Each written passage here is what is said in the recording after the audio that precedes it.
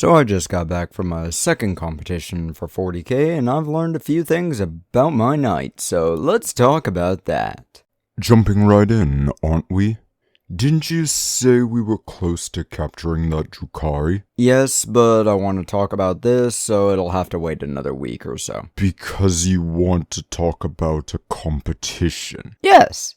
Why do I bother to question your logic? Don't question my logic, there is none. Obviously. Duh.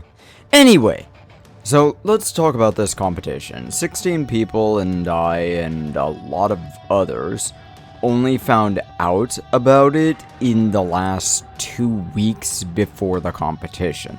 I thought I missed the slots, and apparently a lot of people did too. I only got in because another guy needed to drop out due to his son's birthday. I thank his son for being born, but a lot of people thought the whole competition was only open 2 weeks before the actual event. So I think those who set it up need to be better at communications. So how'd I do? Well, I got dead last. I might actually be worse than Paul is bad at stuff. It's actually kind of funny what happened. As they were reading out the pairings for the first match, the guy who was running it stopped for a moment as he looked at who I was going against in round fucking 1. The same Black Templars player I was set against last time. At this point, I think it'll become an on-running joke. Our group does a home rule called callouts, where we can claim on other person to play against only for round 1. And now I'm going to have to go up against him specifically. It's funny that it happened round 1 twice in a row. I actually did better than last time against him, getting 27 points this time, but we both admitted by the end that I did almost everything as good as I could have. My dice were just not having it at all. Like, in one attack against him, I rolled 18 dice, and nothing got higher than a 2. I'm starting to think that what everyone says about my dice for me might be right. Dice I use become cursed, because I bought new dice for game 2 and 3. I did a lot better in those. Game 1, he beat me 100 to 27, so I got absolutely stomped. But he's also kind of professional, so yeah, I wasn't going to win. At this point, it's funny to play against him round 1, so I'm going to lean into it. So after that game, we got an hour break. This is pretty common thing for these one-day competitions. I went to a Euro joint in Panama City, and I'll be honest, it wasn't bad. I just wouldn't say it's worth the $8 for the plain Euro I got. $8 USD for some lamb meat, some lettuce, and some tzatziki sauce, which apparently they make themselves, on a pita bread. But by the time I got back, I found out my friend needed a drop from the competition because work called him in, which is unfortunate, but hey, money talks. They called in someone to replace him, and 2 people showed up, each playing a single match, so I don't know how the points counting worked because my friend was marked as playing only 1 game and somehow beat me by a lot? I don't understand how this app works. Second game was against an Astra Militarum guy.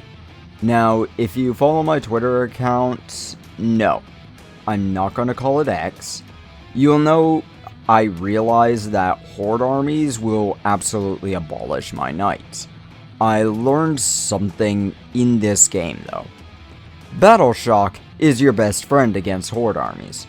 I remembered something that my warlord, the Knight Valiant, could do after the shooting phase. I can choose one thing hit by the Valiant and make it do a battle shock test. If I remembered this, I would have been using it constantly in order to force enemies to no longer be able to utilize stratagems, especially Horde armies who tend to build command points a lot. Like I said though, I did lose this game 48 to 96. I got literally half the number of points he got. Of course, he couldn't really give me advice on how to do better.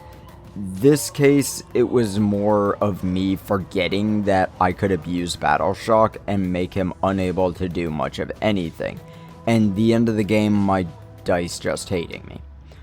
But then we got to my last game. Dude apparently recently got back into Warhammer 40k.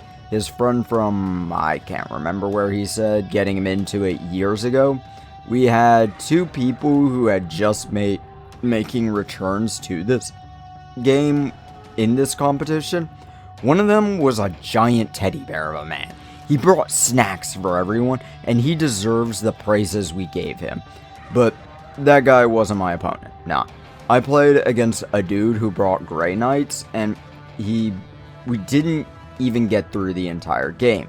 Mostly because we kept having to stop as we'd suddenly realized we were forgetting something. In fact, it was in round 3 I remembered the Valiant's ability, but my game against him was probably the most fun I had in that competition. It was great. It was also about this time, nearing the end of the last game, when I realized that my dice curse was spreading to the brand new dice I literally just bought 5 hours beforehand. I would get a ton of attacks for my roll for attacks things, because Valiant has a flamer and I got some blast weapons and flamer weapons there. But then nothing would get higher than a 2 on hit or wound rolls. My saves and feel no pains were pretty consistently good through all my games except the first one and eventually the second one, but only about halfway through. Now, in this third game, we ended at 85 to 74, which is very close, given my other games were so insanely different in points values. Honestly, this game was the most fun for me. We only got to round 4, and we had to talk out how things would go at the end. He'd be very likely to take out a single unit and get into his own home objective, which I had captured.